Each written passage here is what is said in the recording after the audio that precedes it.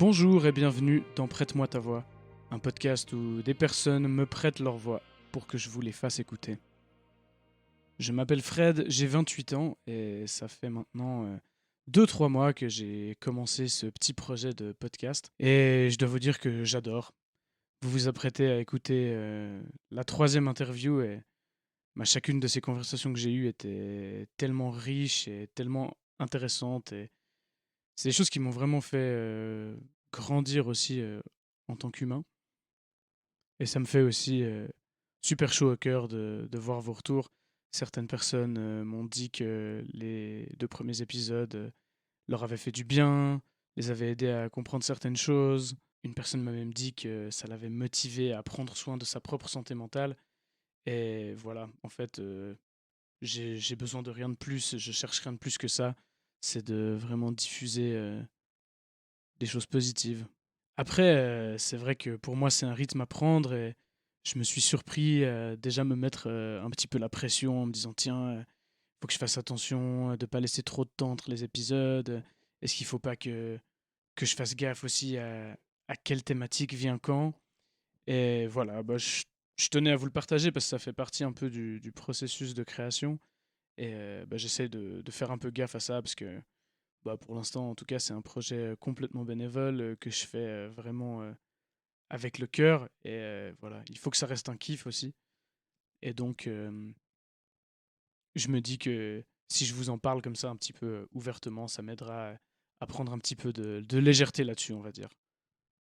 Je reçois aussi des messages de personnes qui sont intéressées à témoigner. Et c'est tellement génial et ça me fait tellement plaisir. Et je réponds toujours immédiatement. Après, ça va demander un petit peu de temps et un peu de patience avant que je puisse interviewer tout le monde, mais j'estime vraiment que chaque histoire est intéressante et importante et je reviendrai vers vous en tout cas dès que j'aurai du temps pour prendre votre voix. Et pour en venir à notre épisode du jour, donc aujourd'hui c'est Aude qui me prête sa voix. Aude est venue me parler de quelque chose qu'on traverse tous et toutes, un moment ou un autre dans notre vie. Elle est venue me parler d'une rupture, une rupture qui l'a profondément affectée, qui lui a fait réaliser plein de choses sur elle-même, sur ses relations aux autres, et qui a vraiment modifié son rapport au monde. On parle de comment 2 ans plus tard, elle se remet encore de cet événement qui est assez traumatique pour elle. Et aussi du fait que, contrairement à ce qu'on peut penser, c'est pas quelque chose d'anecdotique et c'est des événements qui peuvent vraiment être très très très marquants et très difficiles à vivre. Et on a parfois de la peine à trouver le soutien adapté dans ce genre de période. Je la remercie infiniment pour son témoignage. J'espère que cet épisode vous parlera et je vous souhaite une très bonne écoute.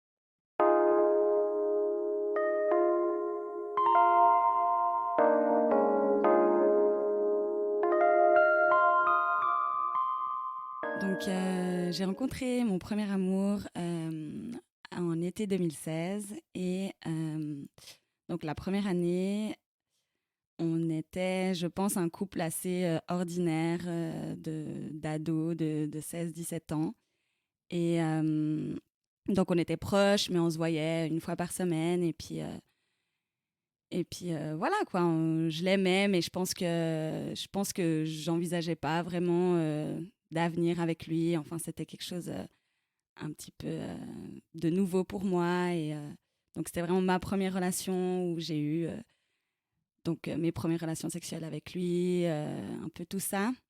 Et puis, au bout de la deuxième année, on a commencé à se rapprocher beaucoup plus, où on a commencé à se voir un peu tous les jours. Et puis, donc, ça devenait très, très fusionnel. Et on commençait à avoir 2, 3 remarques de notre entourage en nous disant qu'il fallait quand même qu'on ait une vie à côté, qu'on prenne du temps chacun pour soi, qu'on ait nos activités.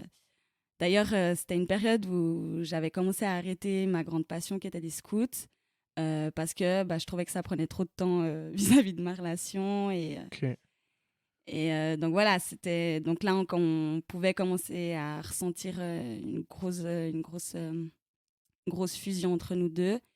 Et puis on a commencé à partir en vacances. On était les deux dans une période où on faisait un peu rien. On était sortis du gymnase, sortis de l'école. Et puis, donc voilà, on se voyait tous les jours, toutes les nuits. Puis, on était quand même jeunes. On avait 17, 18 ans. Enfin, donc, je trouvais qu'on avait quand même un peu une relation de gens de 30 ans. Mais ça nous convenait à ce D'accord, ouais. moment-là, je pense. Hmm. Et puis, voilà, j'étais très, très proche de sa famille aussi. J'étais tout le temps chez lui. Enfin, c'était assez extrême. Et donc, on pensait qu'on avait une bonne communication parce qu'on était souvent ensemble, donc on se parlait beaucoup.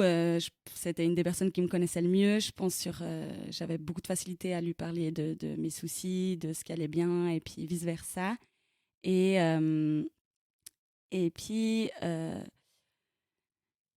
on avait quand même des disputes assez récurrentes sur le fait que quand on pouvait pas se voir, c'était très très compliqué pour moi parce que j'avais pas conscience de ça, mais j'ai pris conscience de ça après coup, que j'avais quand même un attachement très très insécure où j'avais besoin de beaucoup de ouais d'être avec la personne. Dès qu'il partait, j'avais l'impression qu'il allait m'abandonner, que donc c'était très très fort les disputes et on en venait à des stades qui pour moi sont assez extrêmes et mais voilà, on s'accrochait, on avait envie de rester ensemble, enfin voilà, je lui disais tous les jours, c'était l'amour de ma vie, c'était un grand, grand, grand amour. Et arrivé à la troisième année, notre relation s'est un petit peu dégradée, je pense. Mais je pense qu'il l'a vu bien plus rapidement que moi. Et je pense que je ne voulais pas le voir. Je devais être un petit peu dans un déni. Mais pour moi, c'était le père de mes enfants, l'amour de ma vie. Enfin, j'allais de toute façon rester avec lui. Que, ouais, peu importe ce qui se passait. Et donc, est arrivé l'automne 2019, au mois de novembre. On est parti une semaine à Paris. Je lui avais offert ça pour ses 21 ans. Et tout s'est bien passé pendant cette semaine. Enfin, voilà, c'était des vacances assez ordinaires. Et moi, j'étais dans une phase qui était assez compliquée parce que je venais d'arrêter en fait, enfin de me rendre compte que l'apprentissage que j'avais entamé me plaisait pas. Donc je savais qu'en rentrant de Paris, donc on était à Paris pendant cette semaine de vacances, euh, que j'allais l'arrêter et que j'allais à nouveau me retrouver dans une période de flottement. Et lui venait de commencer son école, une école qui lui plaisait beaucoup. Et donc, on était dans un décalage assez gros à ce moment-là. Donc, quand on est rentré, très rapidement, donc je pense 2 jours après la rentrée, est arrivé le moment fatidique où il m'a annoncé qu'il ne sentait pas être présent pour moi dans cette période. Ce qui a été un énorme choc pour moi, déjà parce que quand t'es pas bien et que tu t'imagines quand même que les personnes proches de toi peuvent être là. Et là, c'était pas possible pour lui. Donc déjà, c'était un gros choc. Mais j'ai tout de suite senti que c'était quelque chose de différent qu'une simple dispute.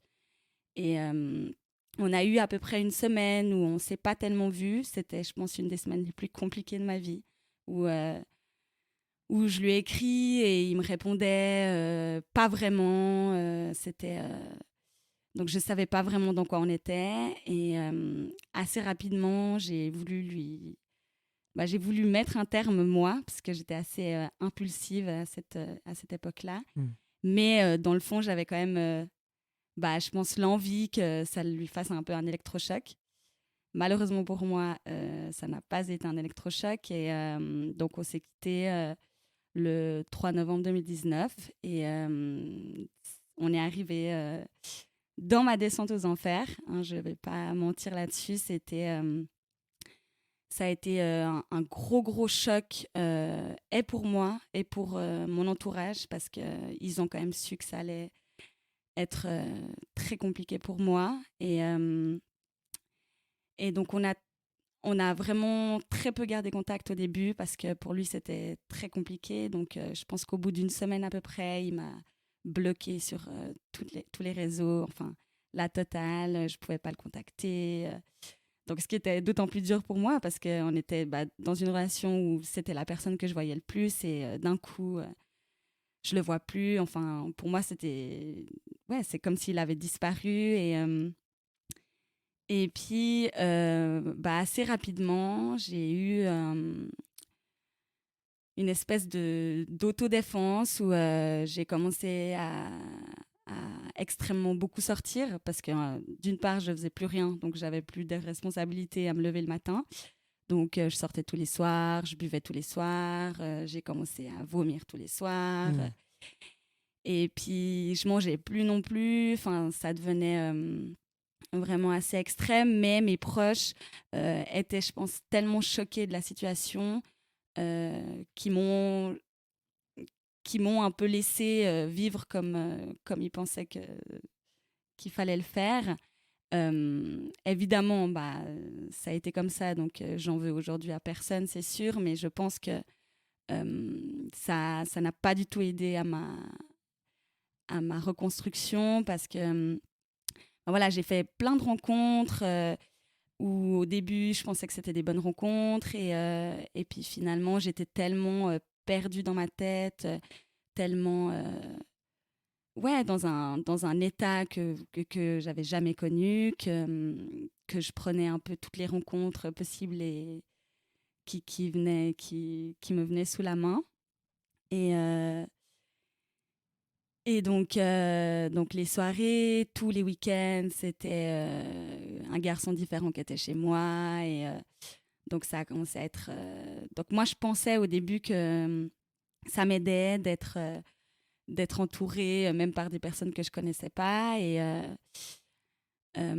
assez rapidement, j'ai eu 2, 3 mauvaises expériences qui étaient où j'arrivais pas encore à vraiment exprimer que c'était une mauvaise expérience parce que pour moi, j'étais tellement dans une mauvaise période que c'était du pipi de chat à côté ces mauvaises expériences. Et mais voilà, j'ai commencé à perdre énormément confiance en moi, en mon corps. Je cherchais en fait à tout prix l'attention de n'importe qui pour n'importe quoi. Et donc, je suis tombée dans un total déséquilibre. Et, et puis, donc, ça a duré plusieurs mois où je ne faisais rien. Juste, je sortais, je buvais. Et, et arrivé le mars 2020, du coup, j'ai trouvé un job qui m'a énormément aidée parce que j'ai fait des très, très belles rencontres. Et je pense que, voilà, c'était dans le social, donc ça a pu un petit peu me re-questionner. J'ai pu faire beaucoup d'introspection à cette période-là. Mais c'était encore très, très compliqué avec mon ex parce qu'on était toujours dans un contact impossible. Pour lui, c'était pas possible de me parler. Enfin, voilà, on est dans une petite ville, on se croise aux mêmes soirées. Enfin, c'était très, très compliqué. Et, et je continuais à faire des rencontres. Et puis, voilà, il m'est arrivé des grosses agressions sexuelles qui m'ont vraiment beaucoup, beaucoup marquée. Parce que là, ça m'a alertée sur dans quoi j'étais et sur ce que je recherchais. Et, euh, et donc, voilà, c'était très, très dur de remonter la pente. C'est des agressions qui étaient donc liées au fait que tu sortais beaucoup et que tu rencontrais des gens Oui, et puis que un peu hasardeux comme ça. Oui, aussi, et j'étais en recherche aussi de rencontrer des gens, je pense beaucoup, pour trouver quelqu'un qui pouvait remplacer ce vide qu'on m'avait laissé. Et en fait, je suis assez persuadée aujourd'hui que tant qu'il n'y a pas un espèce de cheminement qui se fait à partir d'un certain point, tu peux juste pas en fait te projeter, même si c'est une personne extraordinaire, etc. J'étais tellement j'étais tellement dans une période catastrophique dans ma tête que pour moi c'était pas possible de trouver quelqu'un de sain pour moi, et je pense même que je suis arrivée à un stade où je cherchais les personnes qui allaient m'apporter euh, que des choses pas forcément bonnes pour moi ou dont j'avais besoin. Et donc je suis rentrée quand même dans Un cercle vicieux un un cercle peu. vicieux totalement. Et je pense que c'est quelque chose que pas mal de personnes peuvent vivre, en tout cas des femmes. J'ai rencontré pas mal de femmes qui m'avaient raconté qu'après une rupture, elles étaient tombées aussi dans quelque chose comme ça.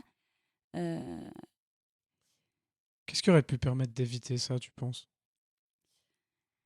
Je pense que j'étais obligée de passer par cette phase dans ma vie. Mhm.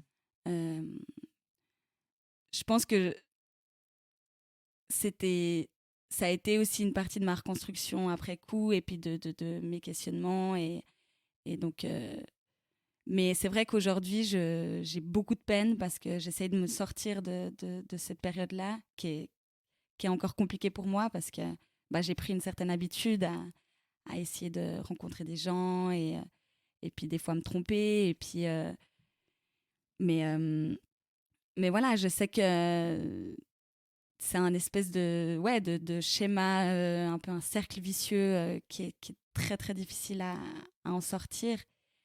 Et j'ai rencontré quelqu'un après, je pense, 10 mois de rupture, qui était un collègue de travail. Et on s'est très rapidement mis dans une relation libre parce que je me suis ouvert à ça, du coup, après cette rupture. Parce que comme on était, du coup, un couple très, très exclusif, où pour moi, c'était juste pas, pas envisageable, en fait, juste de rencontrer d'autres personnes, que j'ai voulu découvrir ça. Et ça m'a permis de beaucoup me déconstruire aussi, au niveau de la relation, au niveau de ce qu'elle peut nous apporter, et puis de vivre pour soi et pas de vivre pour l'autre. Parce que c'est vrai que je pense que ma relation a duré 3 ans et demi, et pendant 3 ans et demi, je pense que je vivais pour la relation. Et, et souvent, je me disais justement que je me souvenais même pas de comment j'étais avant d'avoir été en couple. Mm.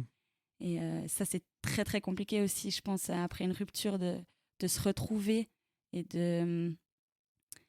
et oui, de trouver un équilibre où tu n'es plus avec la personne, mais tu es toi. Et c'est juste, et c'est bien d'être toi, et d'être bien avec soi. Et moi, c'est quelque chose de très compliqué pour moi depuis que je suis toute petite, je pense. Ouais, d'être seule avec moi-même, et de m'apprécier autant que je suis, parce que j'ai toujours eu cette problématique, je pense. Et puis, après cette rupture, elle a été encore plus intensifiée, je pense. Mm. Et, et voilà, après, je pense que, c'est aussi très, très bien. C'est un peu paradoxal parce que c'est aussi très, très bien de faire des nouvelles rencontres, et de s'ouvrir à des nouvelles choses. Et d'ailleurs, tu t'ouvres enfin, obligatoirement à de nouvelles choses parce que ton quotidien change, je Mhm. pense. Je pense que oui, ouais, s'ouvrir à des nouvelles choses, et puis de, de rencontrer des nouvelles personnes, parce que voilà, moi, il y a aussi eu un impact avec mon entourage. Euh, je pense que j'ai aussi perdu des amis pendant cette période où j'ai décidé, moi, de m'éloigner, où eux ont décidé de s'éloigner aussi. Et c'était des amis très, très proches depuis plusieurs Mm. années. Donc voilà, il y a vraiment eu un gros ménage, en fait, autour Ouais. de ma vie. Je pense que c'est le mot, le gros, gros ménage. Et, et puis, c'est compliqué, je pense, les premiers mois, et de comprendre tout ça. Et, voilà, et plus le temps avance, plus tu essayes de t'accrocher aux nouvelles choses qui s'offrent à toi. Tu t'ouvres à beaucoup de choses. Je me suis ouverte à la spiritualité, je me suis ouverte à des choses où j'aurais jamais pensé en fait dans ma vie à être là-dedans. Et je pense qu'une rupture qui te marque à ce point, moi j'étais arrivée à un stade où pour moi j'avais perdu cette personne. En fait, j'ai perdu des gens autour de moi dans ma vie qui sont décédés, mais j'avais jamais vécu une douleur aussi intense. Et, voilà, on m'a beaucoup parlé de deuil. Et je pense que ça ressemble beaucoup. Après, le concept du deuil, moi, je suis assez controversée à cette idée parce que je me dis que c'est comme si tu devais passer par certaines phases et puis qu'à un moment, c'était fini. Alors que je pense que après être passé par une grosse épreuve comme ça, tu apprends juste à vivre Oui. avec et voilà, et la vie, elle continue, mais tu n'oublies pas. Et puis, Mm. et ça, c'est aussi très dur à accepter. Je pense même aujourd'hui, ça fait 2 ans depuis cet automne. Et voilà, on a essayé de reprendre contact, mais très longtemps après tous les premiers mois. Et ça a été très, très compliqué de reprendre contact. On y allait petit à petit. Et encore aujourd'hui, moi, je, je sens que c'est encore très compliqué pour moi, alors que j'ai eu une relation entre-temps qui m'a beaucoup, beaucoup apporté. Mais je sentais que, bah voilà, moi, ça a été une personne extrêmement importante. Et je pense que j'aimerais pouvoir, des fois, je me suis dit que les ruptures, c'est tellement douloureux de se dire que bah, la personne, la relation, elle se termine, alors on devrait ne plus avoir de relation, alors que je pense qu'on voilà, on peut aussi la changer. Et moi, ça m'a aidé aussi de me dire, bah, c'est plus mon amoureux, c'est plus mon copain, mais j'aimerais encore qu'il soit dans ma vie et j'aimerais encore ouais, que bah, pas tout effacer, quoi. Mhm. La relation a changé, c'est tout, mais il restera toujours important dans ma vie. Et puis voilà, mais c'est très dur de l'accepter, surtout quand je pense, bah voilà, c'est lui qui avait pris la décision quand même de rompre. Et quand les deux personnes ne sont pas d'accord, c'est toujours, je pense, un peu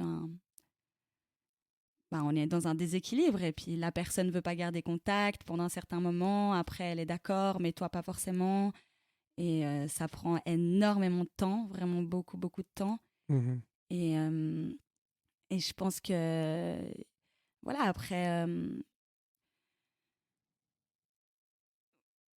ouais, c'est quand même, c'est un sujet, bah, la rupture qui, je pense, on passe tous par là à un moment dans notre vie.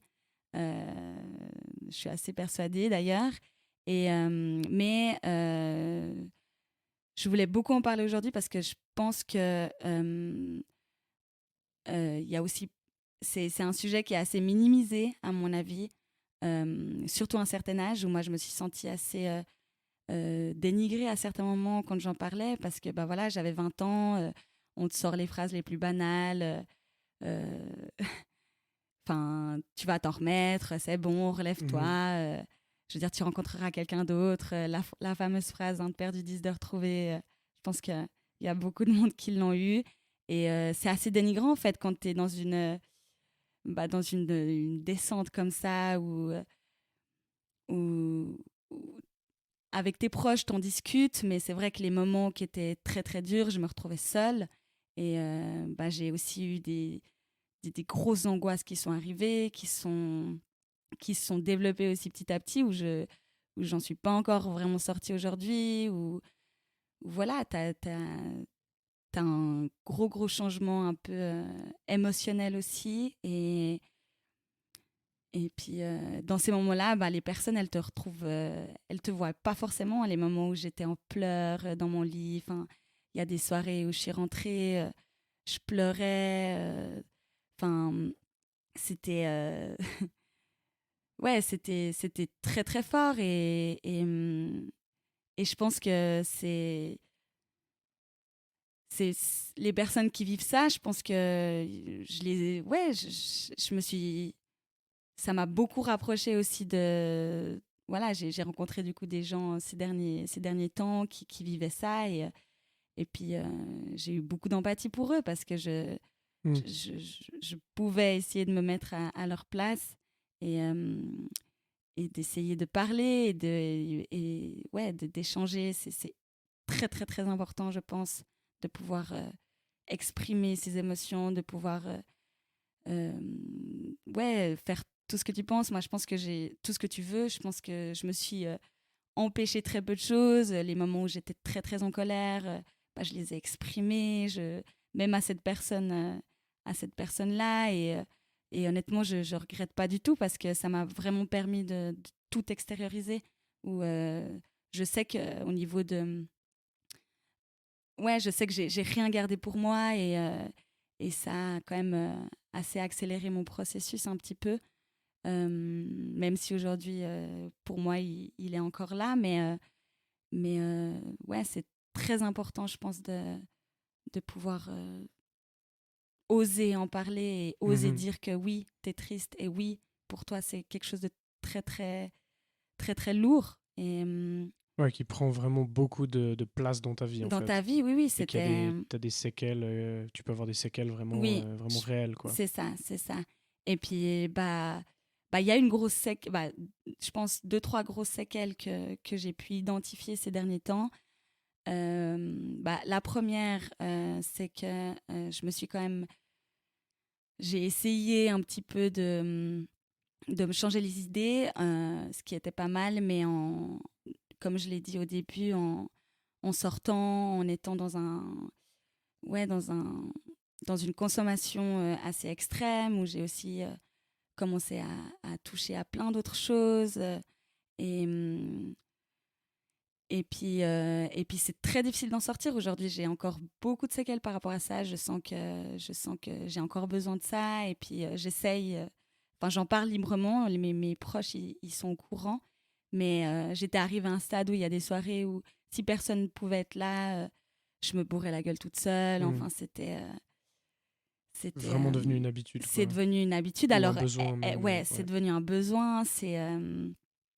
C'était voilà. Et puis je pense que l'autre séquelle aussi, c'est que je pense que tu perds aussi une grosse confiance quand la personne que tu penses qui t'aimait, enfin, qui t'aimait certainement, mais qui puisse te quitter, c'est tellement, ouais, c'est tellement un choc que tu te dis juste, mais en fait, si la personne qui était censée m'aimer le plus ne m'aime pas, mais qui m'aime, en fait. Et, Mhm.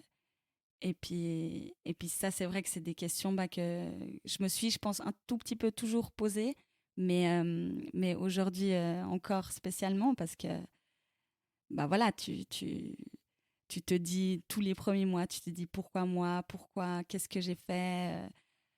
Enfin, c'est pas possible, on s'aimait tellement, il m'aimait tellement et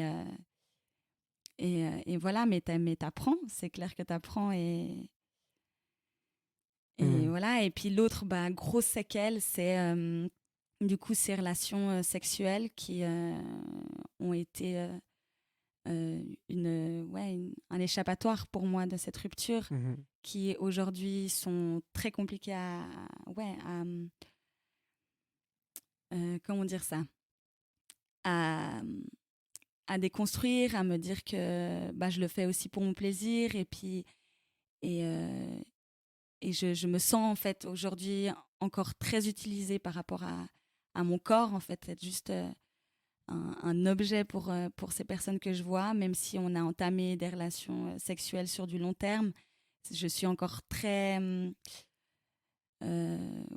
touchée quand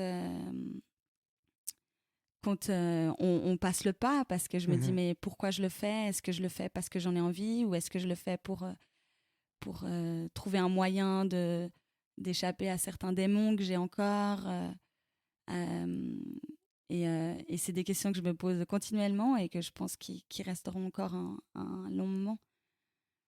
Et Ok. T'as l'impression de... Est-ce que t'as l'impression d'être complètement libre là-dedans? euh, Je pense que non, justement. Je pense que c'est devenu une habitude. Et le fait que ça soit devenu une habitude, et que j'ai pu prendre conscience après coup qu'il n'y avait pas eu que des choses bénéfiques, bah, Hmm. c'est une habitude, donc j'ai de la peine à en ressortir. Et ouais, Ouais, je vois. je pense que, ouais, je pense que c'est compliqué. Alors j'essaye. C'est vrai que j'ai eu pas mal de questionnements en me disant est-ce que je fais des moments d'abstinence et c'est encore très très compliqué pour moi Ouais. d'imaginer ça, quoi. Et en même temps, si tu te culpabilises, C'est t'avances aussi. pas non plus. Exactement, Hmm. exactement. Et ouais. Ok. Et c'est intéressant parce que du coup, tu parlais de comment bah, tu utilises certains mécanismes pour remplacer peut-être quelque chose Mhm. qui te manque. Euh, Profondément, puis c'est une question qui est peut-être un peu difficile à répondre, mais profondément, c'est quoi la chose qui manque en fait? Je pense que c'est le fait d'être aimée déjà, parce que je me Mhm. suis sentie aimée, je pense, pendant 3 ans et demi. Et puis, c'est quelque chose qui est très compliqué pour moi depuis ma plus jeune enfance. Et d'avoir vécu ça avec quelqu'un qui n'est plus la personne de référence pour ça, euh, je pense de se déconstruire de ça, ça prend du temps. Et, et je pense que ouais, c'est un peu un échappatoire Mhm. de tout ça, quoi. Ok. Et, tu disais aussi avant que du coup, dans ta relation, tu avais très peur de l'abandon Mhm. ou que voilà, tu étais vraiment très accroché à cette personne. Et du coup, à quel point, en fait, à ce moment-là, cette personne remplissait aussi ce vide, en fait, enfin, Ouais. qui du coup existait déjà avant, comme tu viens de le dire. Bah, je pense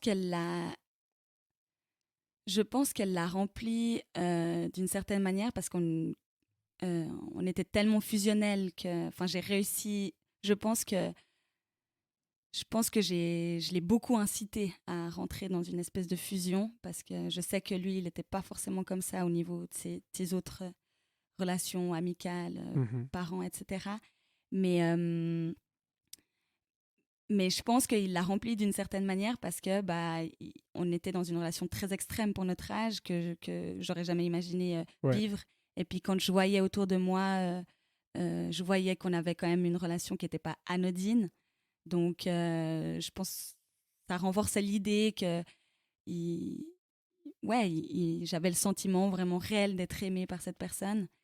Et je sais pas Mhm. si, ouais, si j'ai vraiment répondu à ta question en fait, mais Oui, je me suis un peu. mais du coup, à ton avis, puisque t'avais l'air de dire que ça venait de avant cette relation, Mhm. est-ce que tu saurais identifier d'où ça vient avant? Oui, oui, oui. Bah, quand j'étais toute petite, j'ai été adoptée. Donc, je pense qu'il y a un sentiment d'abandon qui est là depuis très longtemps, Hmm. À quel âge? à 15 mois. Ok, ouais. Donc tu te souviens pas spécialement du Je moment? me souviens pas du moment, mais je sais que mes parents m'ont très rapidement. Enfin, ils ont très rapidement remarqué que j'avais beaucoup de peine à être seule, à jouer seule. Donc là, c'était au tout début. Mhm. Et puis, plus le temps avançait, j'ai été très, très entourée dans ma vie, je pense, au niveau du... J'ai fait les scouts, donc Mhm. du scoutisme, voilà, j'avais des amis très, très proches. À l'école aussi, j'ai toujours été quelqu'un de... Ouais, d'être beaucoup dans la relation. Mhm. Et puis, donc ça, c'est quand même un besoin primaire, je pense, dont j'ai besoin.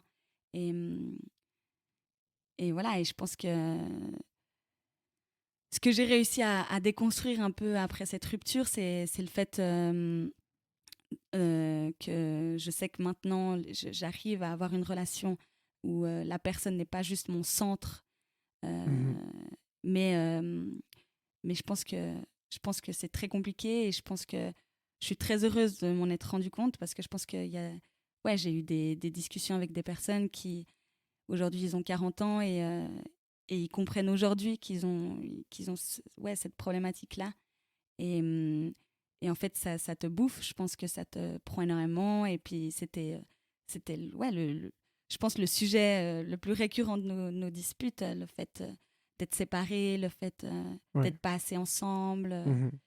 Et, mais voilà, je sais pas si je l'ai dit au début, mais pour mettre un peu pour l'image un peu, on avait tous nos amis en commun, on faisait vraiment tout ensemble. On s'est rencontrés aussi à un taf. On était les deux responsables dans une colonie.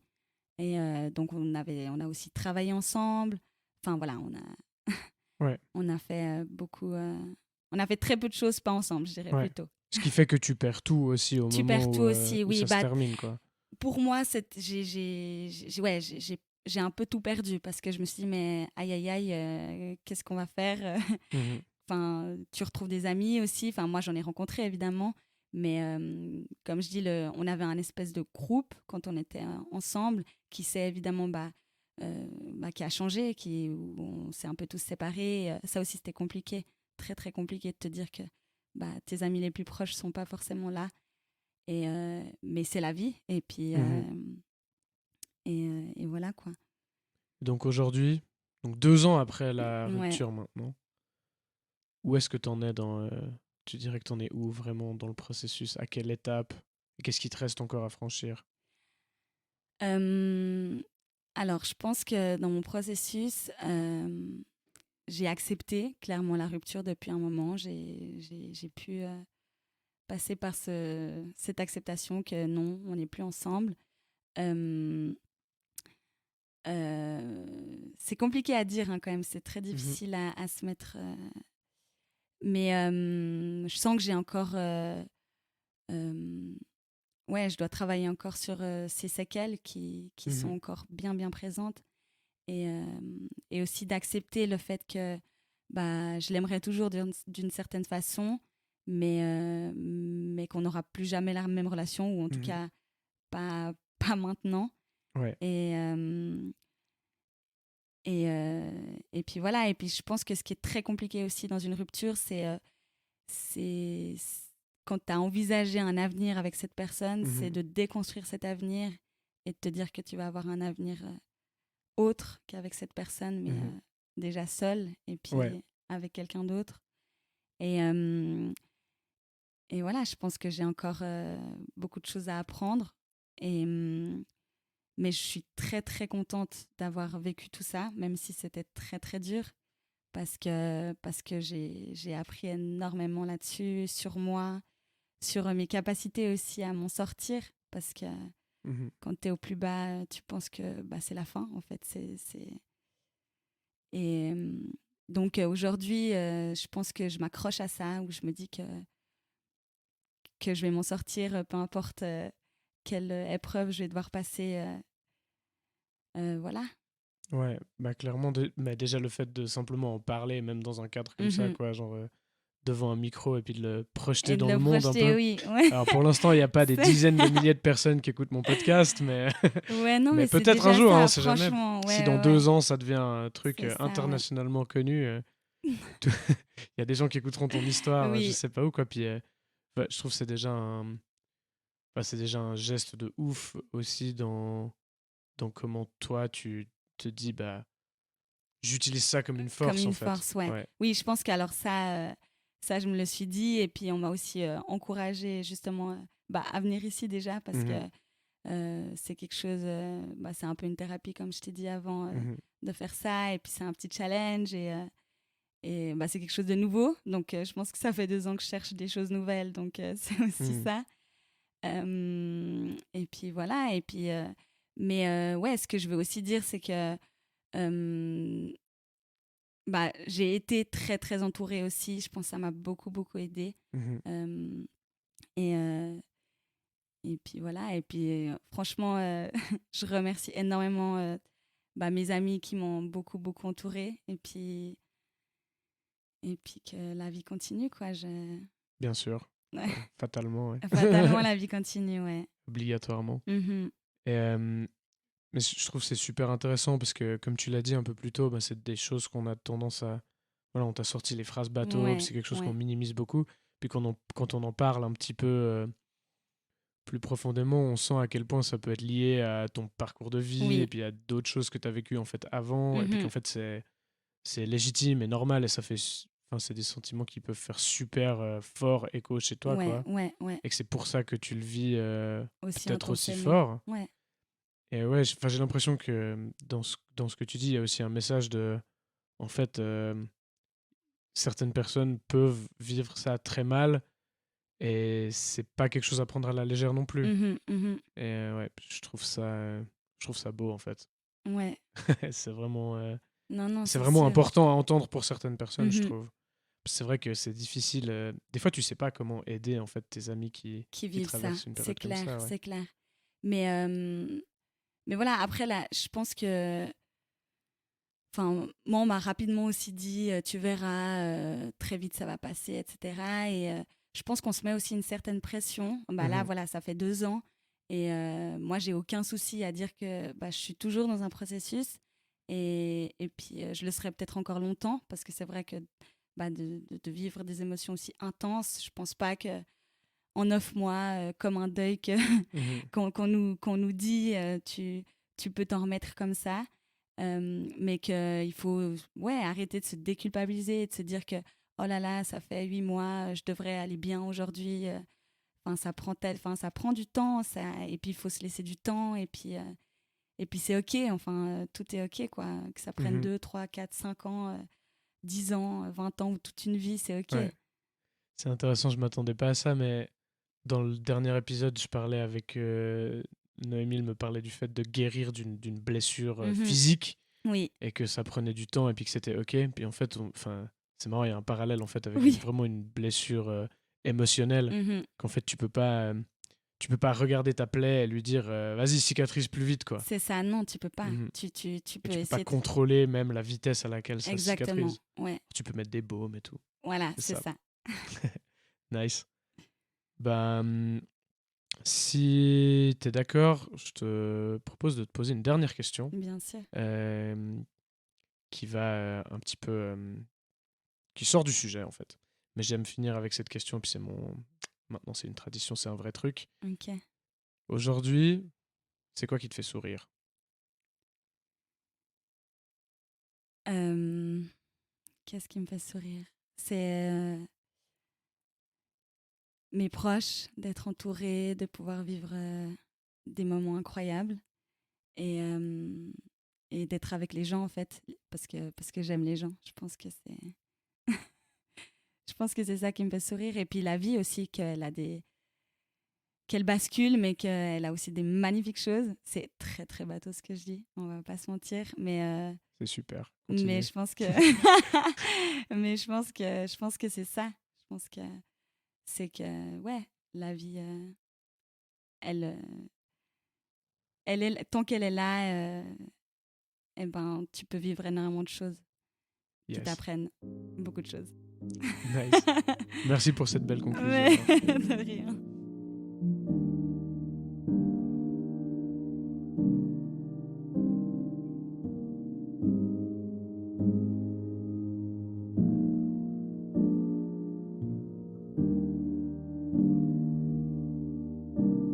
Prête-moi ta voix est un podcast enregistré, produit et réalisé par moi, Fred Rebaud.